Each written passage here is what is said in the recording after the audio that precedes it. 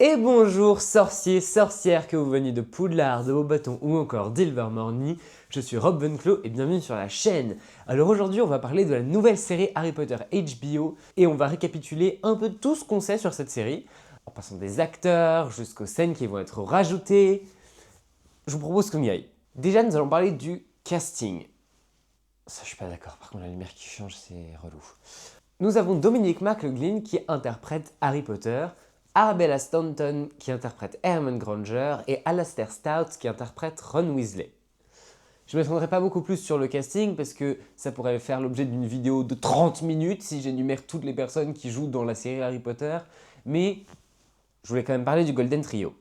Ensuite, nous savons également qu'il y a plein de scènes du livre qui ont été oubliées dans les films que nous allons pouvoir voir dans cette nouvelle série. Pour plus de précisions sur toutes les scènes du livre qui ont été oubliées dans le film, je vous conseille d'aller voir la vidéo que j'ai faite dessus. Mais nous pourrons par exemple assister à un cours de la magie donné par le professeur Beans, comme dans la bande-annonce.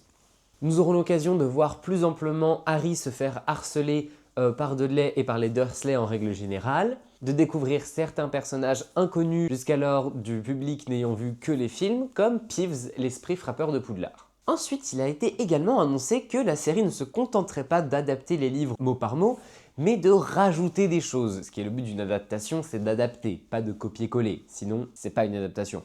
Nous aurons par exemple le droit à des scènes au terrier dans la saison 1, comme on peut le voir sur cette image promotionnelle. Également au manoir des Malfoy, qui devrait approfondir le personnage de Drago, qui est selon moi un des personnages qui mériterait qu'on s'y attarde le plus. Et des rumeurs concernant une scène dans laquelle nous verrions Hermione recevoir sa lettre de Poudlard circulent un peu partout. La série, selon la bande-annonce et tout ce qui a été annoncé, serait aussi beaucoup plus axée sur les personnages très secondaires que nous ne voyons jamais dans les films et que nous entreapercevons dans les livres, tels que certains élèves de Poufsouffle, comme Anna Abbott ou Justin Flynn Fletchley, impossible à prononcer ce nom-là, ou encore Ernie Macmillan, que nous connaissons dans les livres, inconnus des films. Selon ce qu'on voit dans la bande-annonce et ce qui a été annoncé de la série, ces personnages devraient être beaucoup plus importants, ou sans être plus importants, avoir plus de profondeur. On s'attarderait un peu plus sur ce genre de personnages qui sont certes secondaires, mais néanmoins utiles à l'intrigue. L'ambiance de la série maintenant que nous avons pu voir grâce au teaser pour cette série, qui pour moi est beaucoup plus un teaser de la série en elle-même que de la saison 1. Par exemple, on ne voit Quirrell à aucun moment. On ne nous parle de la pierre philosophale ni de l'intrigue de la série à aucun moment. Car pour moi, il nous montre l'ambiance que la série va donner, qui est une ambiance beaucoup plus réaliste, beaucoup moins féerique que par exemple les films. C'est d'ailleurs pour ça que ça m'énerve quand les gens comparent les films et la série, parce que déjà la série n'est pas encore sortie, et ils comparent l'ambiance, ils disent qu'il y avait beaucoup plus de couleurs dans les films, que l'ambiance de la série est beaucoup trop sombre. Oui, en effet, mais c'est le choix de mise en scène de HBO et des réalisateurs.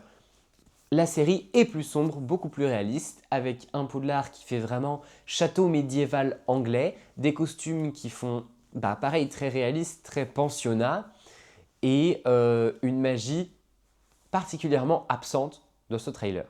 Nous pouvons noter également la présence de la nature dans l'ambiance de cette série, avec Poudlard au logo possédant des racines, qui se retrouve sur le logo qu'ils ont choisi pour la série, qui est une réinterprétation du logo des livres, très fidèle à ce qu'on a pu voir dans les livres et dans les films.